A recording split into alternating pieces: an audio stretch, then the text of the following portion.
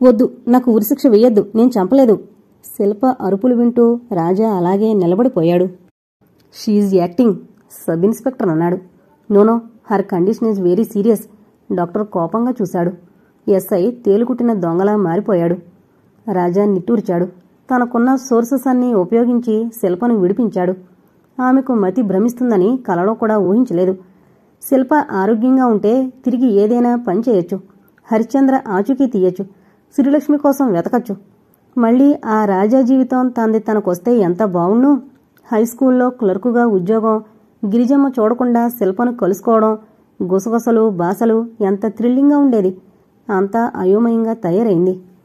Mister Rajendra, doctor పిలిచాడు. పెద్ద shock తింది. నార్మల్కు రావచ్చు, కానీ పసిపిల్లను సాగినట్టు సాకాలి. ఆసుపత్రిలో చేర్చమని చెప్పలేను అన్నాడు డాక్టర్. ఇక్కడే ఉంటుంది, మిగతా విషయాలు చూసుకుంటాను అన్నాడు రాజేంద్ర. డాక్టర్ వెళ్లిపోయాడు నమస్కరించి. ఎస్ఐ కూడా వెళ్లిపోయాడు. గిరిజమ్మ ఏడుస్తూ కూతురి పక్కన కూర్చుంది. మీరు కాసేపు ఏడు పాపుతారా అడిగాడు రాజా.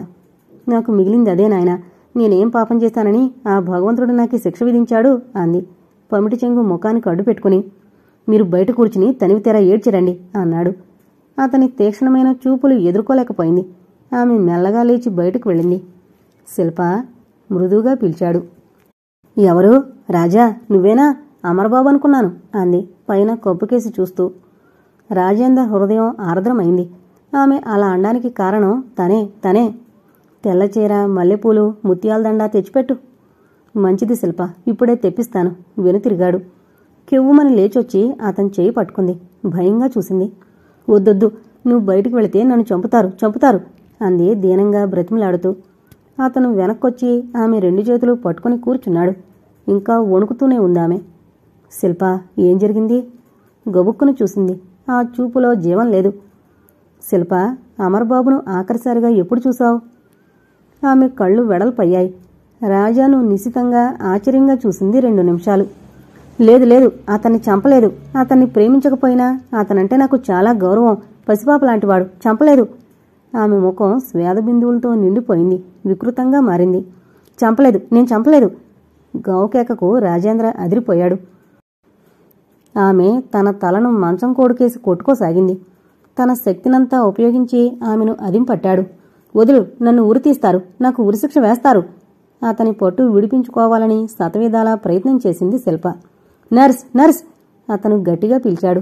బయట కూర్చుని పేపర్ తిరిగేస్తున్న నర్సు పరుగులు పెట్టినట్టే వచ్చింది. ఎస్ సార్ అంది ఆదుర్దాగా. అతని భావం గ్రహించి ఆమె ఇంజెక్షన్ సిద్ధం చేసింది. ఈ లోపల శిల్ప అరుస్తూనే ఉంది. ఇంజెక్షన్ ఇచ్చిన 5 నిమిషాలకు తోటకూర కాడలా అతని చేతుల్లో వాలిపోయింది. ఆమెను జాగ్రత్తగా మంచంపైకి చేర్చాడు. తల దగ్గర మంచంపై ఉన్న కోడుకు తుండు తగిలించుంటే తీసుకున్నాడు. మెల్లగా ఆమె ముఖానికి పట్టిన చెమటొత్తాడు. అప్పుడే విచ్చిన మొగ్గల కలకల్లాడుతున్న కన్య, కన్నతల్లి కసాయితనానికి ప్రేమించినవాడి త్యాగ నిరతిలో నలిగిపోయింది అనుకున్నాడు. చిన్నగా ఫ్యాన్ తిప్పి మెల్లగా లేచాడు. నర్స్, చాలా జాగ్రత్త. ఇదిగో ఇక్కడ స్పెషల్గా బజర్ పెట్టించాను. నీ వల్ల కానప్పుడు ఆ బజర్ నొక్కు, ఇంట్లో అందరూ వస్తారు అన్నాడు. ఆమెకు అమర్బాబు విషయం గుర్తు చేయకపోతే రెచ్చిపోవడం లేదు అంది నర్సు నిదానంగా. ఐసీ అని ఫ్యాన్ గాలికి ముఖాన్ని కప్పిన ముంగురులు వెనకునెట్టి మెల్లగా మేడ దిగాడు. కింద గదిలో ఆయమ్మ ఏడుపు ఇంకా వినిపిస్తోంది. అతని ముఖంలో రంగులు మారాయి. స్త్రీ అమృతానికి హాలాహాలానికి నిర్వచనం కాబోలు. అతనికి ఒక విధంగా అసహ్యం కలిగిన తండ్రి పట్ల కోపం పెరిగింది. ఆబలైన స్త్రీని వంచించి ఆమెను హింసించి మనిషిని రాక్షసిగా చేస్తారు. ప్రేమకు కామానికి అడ్డురాని పెద్దలు పెళ్ళనేసరికి మేమున్నామని ఏవో అవాంతరాలు కల్పిస్తారు.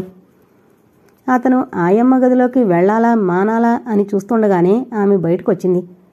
రాజా, నా తండ్రి, నీకు చేసిన ద్రోహం తలుచుకుంటే ఇక్కడ ఉండాలని లేదు. ఇంకా కొన్ని రోజులు ఉండాలి అంది వెక్కుతూ. చూడండి, మీరు అమర్నాథ్ తల్లి కాబట్టి కోపం తెచ్చుకుందామన్నా కోపం రావడం లేదు అన్నాడు. అమర్ గుర్తుకు రావడంతో అతని కళ్ళు చెమర్చాయి.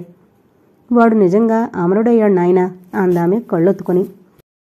మీరు ఎన్ని రోజులు ఉండాలనుకుంటే అన్ని రోజులు ఉండండి. మీ కొరకైనా ఉండాలి రాజా అన్నదామె. నా కొరక ఎందుకు? అతని బొమ్మలు ముడిపడ్డాయి. నన్ను నమ్మినా మానినా ఒక్క విషయం చెప్పాలి నాయనా. ఎంతవరకు నువ్వు ఆయా కొడుకువి. ఇప్పుడు ధర్మరాజుగారు లాంటి ధనవంతుడికి కొడుకువి. ఆ ధనం కోసం ఏమైనా చేస్తారు నిజం బాబు అన్నదామె.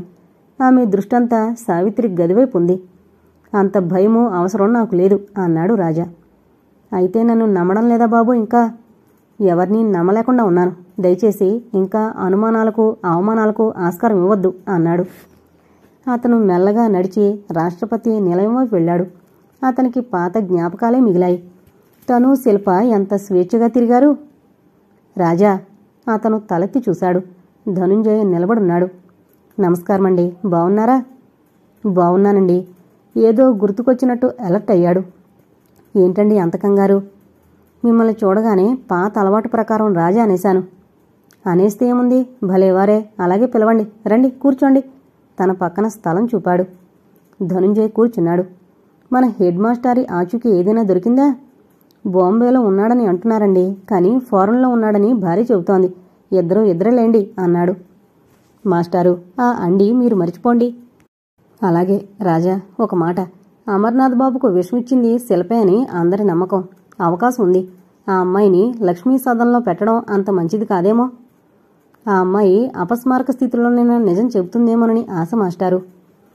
ఆ తల్లి డబ్బు మనిషి. అవునుగాని శిల్ప అంత నీచానికి ఒడికడుతుంది అనుకోను మాస్టారు. నిజమే గాని ఒక్క విషయం ఆలోచించు రాజా. ఆ అమ్మాయి నిన్ను అభిమానించినంతగా మరెవరినీ అభిమానించలేదు. అమర్నాథ్ ఎవరో తెలిసాక తల్లి బలవంతంపై చేయొచ్చు కదా. ఏమోనండి, నాకు మతి పోతోంది. ఒక వంక నన్ను నేను నిరూపించుకోవాలట. ఈ ఆస్తి అంతస్తు వదిలి ఎక్కడికైనా పోదామనిపిస్తోంది అన్నాడు ఆందోళనగా.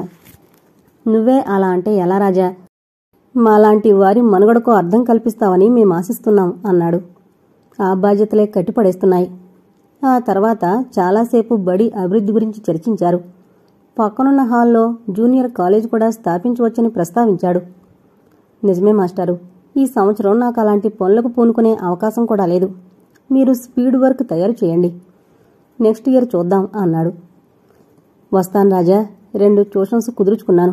మనము చదువు చెప్పామా లేదా అని చూడరు, ఎంత సమయం కేటాయించామని ఆలోచిస్తారు. మంచిది మాస్టారు, మీకు నా సంగతి తెలుసు. మీలో ఒకడిగా భావించండి అన్నాడు. అతను వెళ్ళిపోయాడు. అతనికి మతి పోయింది. శిల్ప గురించి బాధ లేదు. సినిమాల్లో చూసినట్టు అనుమానంపై నిందించి ఉరిశిక్ష వెయ్యరు, సాక్ష్యం కావాలి. కానీ అమర్ను హత్య చేసిన వారెవరై ఉంటారు? అతను ఎవరినీ ఊహించలేకపోతున్నాడు. శిల్పను చట్టం నుండి తప్పించగలడు, న్యాయంతో పోరాడగలడు. కానీ సమాజం నుండి ఆమెను రక్షించాలంటే అసలైన హంతకుడు దొరకాలి. ఒక్కడివి ఏం చేస్తున్నావు? భీమశంకరం వచ్చాడు. రండి కూర్చోండి. తన సమస్య చెప్పాడు. శిల్పనెలా రక్షించను భీమశంకరం గారు? అదే నేను ఆలోచిస్తున్నాను రాజా అన్నాడతను. మీరు నన్ను అపార్థం చేసుకోకండి. శ్రీలక్ష్మి కోసం ప్రయత్నం చేస్తున్నాను అన్నాడు దిగులుగా. భలేవాడివి Raja. Blood is thicker than water అన్నారు. నువ్వు రక్త సంబంధికుడివి, ఆస్తి గలవాడివి. కాలమే మారిపోయిందయ్యా. మా కాలంలో ఆడపిల్లలు ఇలా ఇల్లు విడిచిపోలేదు మరి. అందుకే ఇన్ని అనర్థాలొచ్చాయి నిట్టూరిచాడు. అతను మెల్లగా లేచి భీమశంకరం వెనకాలే నడిచాడు. శిల్పను ఇంట్లో ఉంచుకోవడం ఎవరికీ ఇష్టం లేదు. రేపు సైకియాట్రిస్ట్ వస్తాడు. అతను ఏం చెబుతాడో చూడాలి అన్నాడు దిగులుగా. భీమశంకరం గారు రాజాతో ఇంటి వరకు వచ్చారు. గదిలోకి వెళ్లి ఇద్దరూ శిల్పను చూశారు. ఊపిరి తప్ప ఆమెకు ప్రాణం ఉన్నట్టు నిరూపించడానికి ఏం లేదు. శవాకారంలా పడుంది. భీమశంకరం కళ్ళు తుడుచుకుంటూ వెళ్ళిపోయాడు. రాజా భోజనం చేసి సండే మ్యాగజైన్ తీసుకుని కూర్చున్నాడు. ఫోన్ ఎత్తి హలో అన్నాడు. అవతలవారు చెప్పిన విషయాలు వినగానే సంతోషంతో మతిపోయింది. భీమశంకరం గారు లేరయ్యా, భోంచేసి బయటకు వెళ్లారు అన్నాడు గంగు. ఓ, అతను 4 మెట్లు ఒకేసారి దిగాడు. సావిత్రమ్మగారు, ఆమె గది ముందు నిల్చుని పిలిచాడు. జవాబు రాలేదు, కానీ గాజుల శబ్దం వినిపించింది. శ్రీలక్ష్మి మద్రాసులో ఉందట, నేను రేపు ఉదయం వెళ్లి తీసుకొస్తాను అన్నాడు. జవాబుగా ఏడుపు వినిపించింది. అతను క్షణం తటపటాయించి పరదా తొలగించుకుని లోపలికి వెళ్లాడు. అతనికి సావిత్రమ్మపై ఉన్న కినుకు దురభిప్రాయం పటాపంచలైంది. మహారాణిలా టీవీగా దర్పంగా ఉండే ఆమె అస్థిపంజరంలా తయారైంది. ఆమెను ఆమె అనుకోరెవరు. పాతకాలం పందిరి మంచంపై కూర్చుందల్లా లేచింది. కూర్చోండి. ఏం లేదు, శ్రీలక్ష్మి మద్రాసులో ఉందన్న వార్త అందింది. అక్కడో క్లబ్ డాన్సర్గా ఉందట. నా తల్లి, లక్ష్మి బ్రతికే ఉందా? ఎంత చల్లని వార్త చెప్పావు. ఆమె తూలిపోయింది. రాజా వెళ్లి ఆమెను పట్టుకున్నాడు. అతని భుజంపై తలవాల్చిందామె. ఆమె కన్నీటితో అతని భుజం తడిసిపోయింది. రాజా, రాజా, ఒక్కసారి అక్క అని పిలు. ఆమె స్పృహ తప్పుతోందని తెలిసిపోయింది. అక్కయ్యా! అతని హృదయం చీల్చుకునొచ్చిందా పిలుపు. ఆమె అతని పిలుపు వినలేదు. అతను పనివాణ్ణి పిలిచి డాక్టర్ దగ్గరకు పంపాడు. తమ జీవితాలు ఎందుకిలా శాపగ్రస్తుల్లా తయారయ్యాయి? ఒక్కనాడు శాంతి సుఖం లేదా? ఆమెను మంచంపై పడుకోబెట్టాడు. సమాజం పరిణామిక దశలో ఉంది. ఒకప్పుడుంటే నిశ్చింత అన్నారు. నేడు ఉంటే లేనిపోని బెడదలు, పేచీలు. విలువలు మారాయి. మనిషికి కావలసిందానికంటే ఎక్కువ ఉంటే పేచీలు, గొడవలు. డాక్టర్ వచ్చాడు. ఆమెను పరీక్షగా చూశాడు. ఈ మధ్యకాలంలో చాలా చిక్కిపోయిందే అని పరీక్షించి ఇంజెక్షన్ ఇచ్చాడు. ఏదైనా విందా? ఆహా, ఆమె కొద్దిగా షాక్ తింది. 10 నిమిషాల్లో కోలుకుంటుంది అన్నాడు. ఆమె మాట్లాడే వరకు అక్కడే ఉండి అవసరమైతే పిలవమని వెళ్ళిపోయాడు. రాజా, రాజా, నిజంగా నా తల్లి బతికే ఉందా? మీరు లేవకండి, రేపు ఉదయం ఫ్లైట్లో వెళతాను అన్నాడు ఆమె భుజాలు పట్టి వెనక్కు పడుకోబెడుతూ.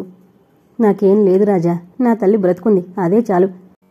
దానికోసమే జీవోత్సవంలా బ్రతికి ఈడుస్తున్నాను. కలగా కరిగిపోయిన నా మధుర స్మృతికి చిహ్నం అన్నదామె ముత్యాల సరం తెగిపడినట్టు రాలే అసురులను తుడుచుకుంటూ. మీరు అప్సెట్ అవ్వద్దు అన్నాడు మందలింపుగా. చూడు రాజా, విధి అంత విచిత్రమైందో. ఏ నాట్యాన్ని యావగించుకుని నాట్యం చేసేవారిని నీచంగా చూశానో అదే నాట్యం చేసి నా కూతురు పొట్టపోసుకుంటోంది. నిజమే, ఇప్పుడు మీరు ప్రశాంతంగా ఉండాలి. చేపని రాజా, వెనకటి జన్మ మరుజన్మ అంటూ ఉండేవి. ఏ జన్మలో చేసిన పాపాలు మరో జన్మలో వెంటబడి వేధించేవి. కానీ ఇప్పుడు వెంటనే ఫలితమిస్తోంది అంది. ఆమె అంత మాట్లాడగలదని ఎరుగడు రాజా. గంభీరమూర్తి. 1-2 మాటలే మాట్లాడేది. నేను వెళ్ళిపోతాను, మీరు మాట్లాడుకోండి. కోపంగా లేచాడు. వద్దు రాజా, వద్దు. అతని చేయి పట్టుకుంది. రాజా, తనవారంటూ ఒకరుండాలి మనిషికి. నీ సమక్షంలో నా మనసు తేలిపోతుందయ్యా. నేను ఏమైనా నీ కోడల్ని నిరాదరించావు, ఆ నమ్మకం చాలు. అరమోడుపు కన్నులతో అంది. అక్క, ఈ మాత్ర తీసుకో. ఒక మాత్ర తీసిచ్చాడు. రాజా, అతని చేయి చెంపకు, ఆ తర్వాత పెదవులకు ఆనించుకుంది. ఆమెకు మాటలు కొలువయ్యాయి. అక్క అన్న పిలుపు అమృతంలా అనిపించింది. మాత్ర పనిచేసిందేమో, హాయిగా నిద్రపోయింది. రాజాకు సన్నగా దిగులు ప్రారంభమైంది. ఇద్దరూ మెంటల్ పేషెంట్స్ అయితే ఎలా? అలా కాకూడదు. వెంటనే 4 బట్టలు సూట్ కేసులో సర్దుకున్నాడు. ఆ వాతావరణమంతా ఉత్సాహానికి మారుపేరు అన్నట్టుంది. పాశ్చాత్య సంగీతంలో ఓ విధమైన హుషారు కనిపిస్తోంది. మందంగా వెలిగే బల్బులు ప్రేక్షకుల ముఖాలు అస్పష్టంగా కనిపింపజేస్తున్నాయి. ఏదో ఇంగ్లీషు ట్యూన్ పెట్టారు. ఉత్సాహానికి మారుపేరన్నట్లున్న హోటల్ హెవెన్కి వచ్చేవాళ్లంతా మనసుల నిండా చీకటి, తలపుల నిండా నీరసం నింపుకుని వచ్చేవారే. ఒకరికి డబ్బుంది గాని మనశ్శాంతి లేదు. మరొకరికి అన్నీ ఉన్నాయి కానీ చేయడానికే పనిలేదు. అందుకే సాయంత్రం కాగానే క్లబ్బుల వెంట పడతారు. మరో పురుషుడికి భార్య ఉంది గాని సామరస్యం లేదు. హోటల్ హేవెన్స్లో మధువుకు కొరత లేదు, మనోల్లాసానికి కొరత లేదు. రాత్రి 2 నుండి తెల్లవారే వరకు విశ్రాంతిగా ఉంటుందేమో. అలా అని వ్యభిచారం జరుగుతుందని అనుకోవడం పొరపాటు. ఇక్కడ అంగ ప్రదర్శనకు మాత్రమే, అనుభవించడానికి కాదు. ఒక రకమైన మైకంలోకి జనాన్ని తోస్తారు. Ladies and gentlemen, good evening. మీరంతా ఇప్పుడు లక్కీ అంటే అదృష్టం. ఆమె పేరే అదృష్టం. ఆమెను చూసిన మీరు, మేము అదృష్టవంతులం. అంగవిన్యాసం చూస్తారు, ఆనందిస్తారు. మీ ఆనందమే మాకు ముఖ్యం. ఆంగ్లంలో అనౌన్స్ చేసి 2 చేతులు చాపి అభివాదం చేస్తూ వెనక్కు తప్పుకున్నాడు. ఠంగుమని తప్పెటలా మోగింది. వేదిక మీద దీపాలు ఆరిపోయాయి. ఒకే ఒక్క బల్బు ఫోకస్ చేశారు. సన్నని దోమతెరలాంటి ముసుగులో అమ్మాయి ఆకారం. స్పాట్ లైట్స్ పడుతున్నాయి. మెల్లగా వయ్యారంగా చేతులు కాళ్ళు ఊపుతూ ముందుకు వెనక్కు స్టెప్స్ వేసి పైనున్న తెరను తీసి పారేసింది. మ్యూజిక్ ఒక్కసారి ప్రాణం పుంజుకుంది. అందరి కళ్ళు ఆ అందాల బొమ్మపై కేంద్రీకృతమై ఉన్నాయి. షేక్, ట్విస్ట్ లాంటివి కొన్ని విన్యాసాలు చూపుతూ ఆమె వేసుకొచ్చిన ఆచ్ఛాదనలు ఒక్కొక్కటే గిరాటు వేస్తోంది. అజంతా శిల్పంలో ఉన్న ఆ అమ్మాయి ఒంటిని అంటిపెట్టుకుని ఓ చిన్న బ్రా, అందమైన డ్రాయరు మిగిలాయి. ఆమె శరీరంలోని ఒంపులు సొంపులు చూసి అందరూ స్తబ్దంగా ఉండిపోయారు. వాయిద్యాలకి అనుగుణంగా ఆమె శరీరం వంగిపోతోంది. గంధం చెక్కలాంటి ఆమె కళ్ళు, సన్నని నడుము, శంఖంలాంటి మెడ చూసి అందరూ ముగ్ధులైపోయారు. ఆమె అంగవిన్యాసం రకరకాల లైట్ల కాంతిలో మతి పోగొడుతోంది. మరోసారి వాయిద్యం 2 సార్లు మోగి ఆగిపోయింది. స్పాట్ లైట్లన్నీ ఒకేసారి లక్కీపై పడ్డాయి. ఆమె అందరికీ ఓ చిరునవ్వు విసిరి వెళ్ళిపోయింది. లక్కీకి తన గదికొస్తుంటే ఓ గండం గడిచిందేమో అనిపించింది. ఆ రోజు అదృష్టం బావుంది. అల్లరి చిల్లర మోక రాలేదు. కొన్నిసార్లు ఆ ఆగంతుకుల కేరింతలు, వెకిరింతలు, వెర్రితలలు వేసినప్పుడు చాలా బాధాకరంగా ఉంటుంది. రోజూ ఒక షో ఇచ్చి బయటకొచ్చేసరికి ప్రాణం పోయినంత పనవుతోంది. మిస్ లక్కీ, మీకోసం ఎవరో మేనేజర్ గారి గదిలో కూర్చున్నారు. ఆ హోటల్లో పనిచేసే గుమస్తా వచ్చి చెప్పాడు. మిస్టర్ కమలాకరణ్, సారీ, నాకిప్పుడు ఓపిక లేదు. తను సినిమాలో నాట్యం చేయమంటారు, అందుకనేగా అంది. రోజూ ఎవరో ఒకరు ఆమెను ప్రత్యేకంగా కలుసుకోవాలని చూస్తారు. సినిమాల్లో హీరోయిన్గా వేస్తావా, డాన్సర్ అవుతావా అని రకరకాలుగా పరీక్షలు చేసి వెళ్ళిపోతారు. మేనేజర్ గారు వెంటుండి తీసుకురమ్మన్నారండి అన్నాడు. ఆమె తప్పదనుకుని భుజాలపై ఉన్న హీస్ కోటు తొడుక్కుని మేనేజర్ గదిలోకొచ్చింది. Hello miss Lucky, come on. అతను కుర్చీ చూపాడు. కూర్చోబోతూ పక్కనున్న వ్యక్తిని చూసి అదిరిపడింది.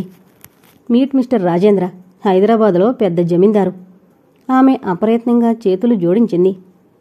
శ్రీలక్ష్మి, నేనెవరో గుర్తుకు రావడం లేదా?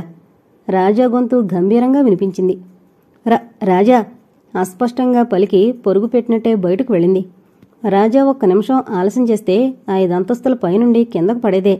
అతను ఊహించినట్టే మెరుపులా వచ్చి పట్టుకున్నాడు. పిచ్చి పిచ్చి వేషాలు వేశావంటే 4 తన్ని తీసుకువెళతాను అన్నాడు. ఆమె అసహాయంగా చూసి అతని హృదయంపై తలవాల్చింది. ఆమె కంటినీరు అతని ఎదలోని మంటలను చల్లారుస్తున్నట్లు చొక్కాను తడిపాయి. లక్ష్మి, ఎందుకీ పనిచేశావు? నీకు తెలుసు అంది. అంతలో అక్కడికొచ్చిన యువకుడు శ్రీలక్ష్మిని రాజా కౌగిల్లో చూసి మండిపడ్డాడు. యూ స్కౌండ్రల్ రాస్కెల్, చెయ్యెత్తాడు. రాజా ఓడుపుగా ఆ చేతిని పట్టుకుని ఆపాడు. మిస్టర్, నీ పేరేంటో తెలీదు. శ్రీలక్ష్మి నా నీస్, అర్థమైందా? నా మేనకోళ్లు. ఆమెను కిడ్నాప్ చేసేవానికి కేసు పెడతాను, జాగ్రత్త అన్నాడు హెచ్చరికగా. వాదోపవాదాలు జరిగాక పోలీసులను పిలుస్తానంటే అతను పారిపోయాడు. హోటల్ యజమానులకు ధన్యవాదాలు అర్పించి తనున్న హోటల్కు తీసుకునొచ్చాడు శ్రీలక్ష్మిని. దారిలో గదికి వెళ్లి తన సామాన్లు తెచ్చుకుంది. ఆమె దగ్గర ఒక్క చీర కూడా లేదు. అన్నీ గౌన్లే. నేవీ బ్లూ పూలున్న గుడ్డకు తెల్ల కాలరున్న ఫ్రాకు వేసుకుంది. అమ్మా నాన్న కులాసాగా ఉన్నారా రాజా? ఇప్పుడు మీ అమ్మగారు కూడా మీ నాన్నగారి సైజుకొచ్చింది. రాజా, అవును లక్ష్మి, మన జీవితాలు పెద్ద డిటెక్టివ్ నవలల్లా తయారయ్యాయి. జరిగిన సంగతులన్నీ చెప్పాడు. ఓ గాడ్, ఇదంతా నిజమేనా? నేను అదే ఆశ్చర్యపోతున్నాను లక్ష్మి. నమ్మలేని నిజాలు బయటపడుతుంటే నా మతి పోతోంది అన్నాడు. శిల్ప ఎలా ఉంది? మత్తులో ఉంచుతున్నాం ఎప్పుడు అన్నాడు. రాజా బట్టలు మార్చుకుని భోజనానికి ఆర్డర్ చేశాడు. ఇంత లేట్ అవర్స్లో సర్వ్ చేయమయ్యగారు, మీరు ముందే చెబితే రూంలో పెట్టేవాణ్ణి అన్నాడు బేరర్. ఓకే, ఒక పంచేయ్, బయట పండ్లు దొరుకుతాయేమో చూడు అన్నాడు 10 రూపాయల నోటు బల్ల మీద పెడుతూ. అతను వెళ్ళిపోయాడు. ఇప్పుడు చెప్పు లక్ష్మి, ఏం జరిగింది? నాకిష్టం లేని పెళ్లి చేస్తున్నారని కసితో ఇల్లు వదిలాను రాజా. ఆ తర్వాత ఏం జరిగిందో నువ్వు ఊహించగలవు. సుందరాన్ని వదిలేద్దాం అనుకున్నాను, కానీ ఈ సమాజంలో అలాంటి సుందరాలు చాలామంది ఉన్నారు. అవకాశం దొరికితే కాటు వేస్తారు అంది గతంలోని కొన్ని చేదు ఘట్టాలు గుర్తు చేసుకుంటూ. ఈ సుందరం ఎవరు లక్ష్మి? ఒక నిరుద్యోగి రాజా. సినిమాల్లో వేషాలు వేయాలని కుతూహలమున్న డబ్బు పెట్టుబడి లేక ఆడపిల్లను పెట్టుబడిగా పెట్టే ఓ నిరుద్యోగి. ఇదే హోటల్లో ఒకసారి ఓ వ్యాపారస్తుడు నన్ను బలవంతం చేస్తే మేనేజర్ వచ్చి సంగతి సందర్భం తెలుసుకుని నా బాడీ షేప్ బాగుంది కాబట్టి ఇక్కడ డాన్స్ చేయమన్నాడు అంది నిట్టూరుస్తూ. నీ ముఖం, నీకేం డాన్స్ వచ్చు? అతను నవ్వాడు. అదే పెద్ద నగరాల్లో ఉన్న ఘనత రాజా. అన్నీ వచ్చినవాడు ఏం రానట్టవుతాడు. పరిస్థితుల ప్రాబల్యం వల్ల ఏమీ రానివాడు క్షణంలో నేర్చుకోగలుగుతాడు అంది దీర్ఘంగా నిశ్వసించి. ఒక్క ఉత్తరం రాయకూడదా లక్ష్మి? మేమంతా పరాయివాళ్ళమైపోయామా అన్నాడు బాధగా. కన్నతల్లే పరాయిదైనప్పుడు ఇంకా ఇతరులతో ఎలా చెప్పుకోను రాజా అంది ఏడుస్తూ. నీ తల్లి అసహాయత గుర్తిస్తే అలా అనవు లక్ష్మి అన్నాడు అనునయింపుగా. ఇద్దరి మధ్య కొన్ని నిమిషాలు మౌనంగా దొర్లిపోయాయి. లక్ష్మి, సుందర్ను పిలిచి మీ వివాహ విషయం మాట్లాడేదా?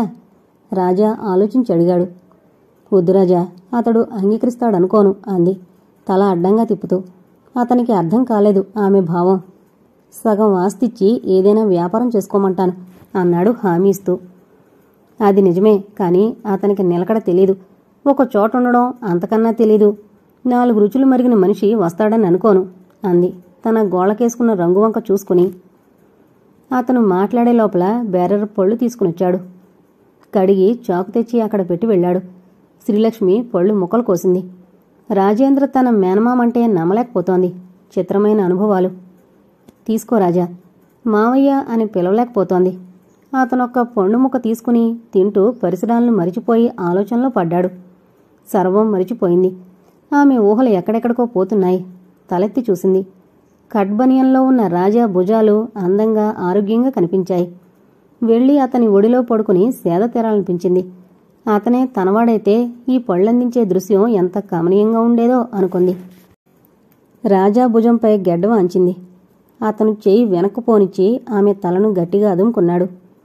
రాజా, శ్రీ. అతను వెనక్కు తిరిగి ఆమె పెదవులు సున్నితంగా చుంబించాడు. శ్రీ, జరిగిందంతా మరిచిపోయి కొత్త జీవితం ప్రారంభించాలి. నువ్వు నాకు అండగా ఉండాలి అన్నాడు. అతను మాట్లాడితే గంధర్వ గానంలా వినిపిస్తుందేం? అలాగే మావయ్య. మావయ్య కాదు, రాజా అని పిలవాలి. ఆమె బుగ్గ మీద చిటుకు వేశాడు. మంచిది అంది శ్రీలక్ష్మి. ఆమె హృదయము మనసు ఏకమయ్యి యుగళగీతం పాడుతున్నట్టు, రాజా రాజా అంటున్నట్టు అనుభూతి చెందింది. రాజా తన బిడ్డలకు తండ్రి అవుతాడనుకుంటే ఎంతో గర్వంగా ఉంది. అపురూపంగా చూసుకునే భర్త కంటే స్త్రీ కోరుకునేది ఏముంటుంది ప్రపంచంలో? లక్ష్మి, శ్రీలక్ష్మి, ఏమైందమ్మా? రాజా కుదుపులకు శ్రీలక్ష్మి కల చెదిరిపోయింది. ఏంటి, ఏమైంది? అయోమయంగా చూసింది. నువ్వే చెప్పాలి. ఉన్నట్టుండి రాజా రాజా అంటూ అరిచావు అన్నాడు ఆమెను దీక్షగా చూస్తూ. ఓ, ఐఎమ్ సారీ, సారీ రాజా. తను భ్రమపడిందా?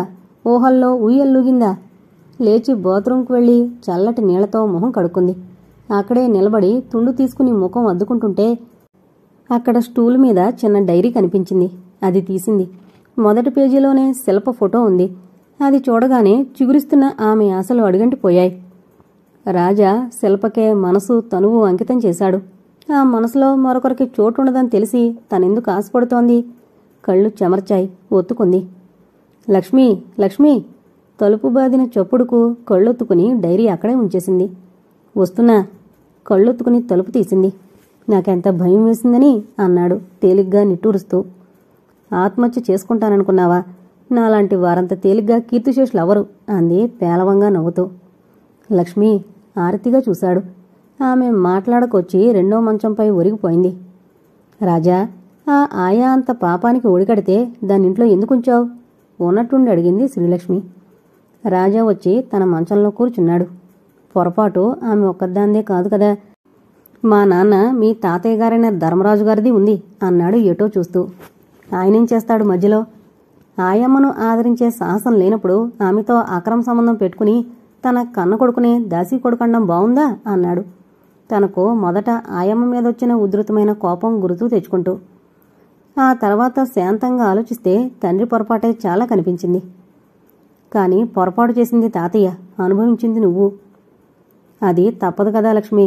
తల్లిదండ్రుల ఆస్తిపాస్తులతో పాటు పాపపుణ్యాలు పంచుకోవాలి అన్నాడు మామూలుగా. తాతయ్యపై కోపంగా ఉందా? లక్ష్మి, ఇప్పుడు ఎవరినీ కోపగించినా లాభం లేదు. జరిగిపోయింది చక్కబడదు. కాని జరగబోయేదాన్ని ఏమైనా చక్కదిద్దగలమా? ఆలోచించాలి. ఆమె ఆలోచనలో మునిగిపోయింది. రాజా నోటి దగ్గర చిటికి వేశాడు. నిద్రొస్తోంది, పడుకో. అతను లైట్ ఆర్పాడు. అలసున్నాడేమో అతను నిద్రపోయాడు. శ్రీలక్ష్మి అటు ఇటూ దొర్లింది.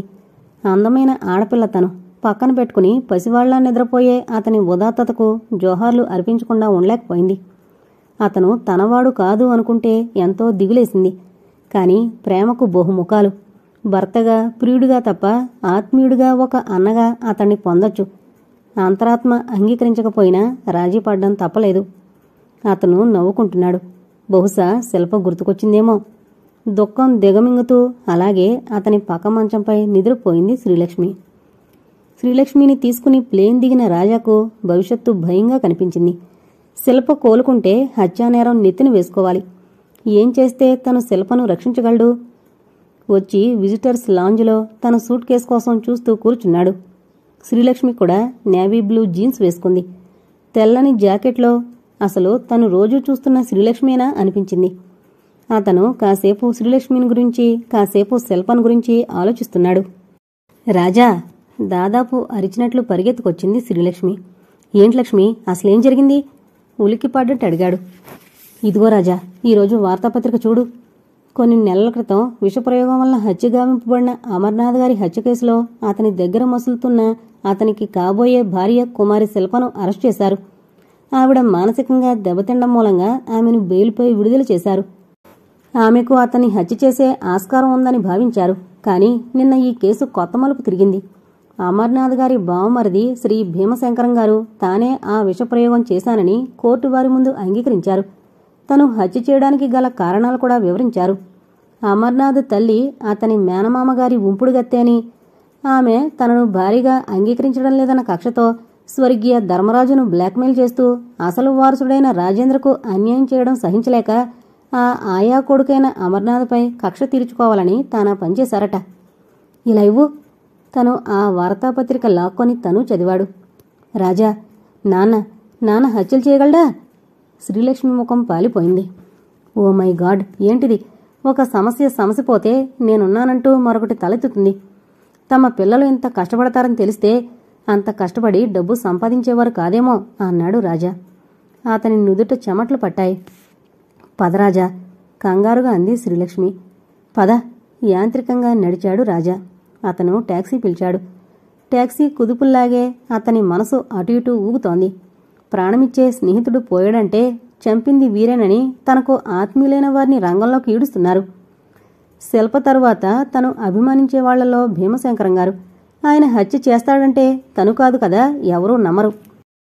మరి ఆయనెందుకు నేరం నెత్తిన వేసుకున్నాడు? శిల్పను రక్షించాలనా? అంతే, స్వార్థమే తెలియని ప్రేమమూర్తి. తను ఏనాడైనా ఊహించాడా?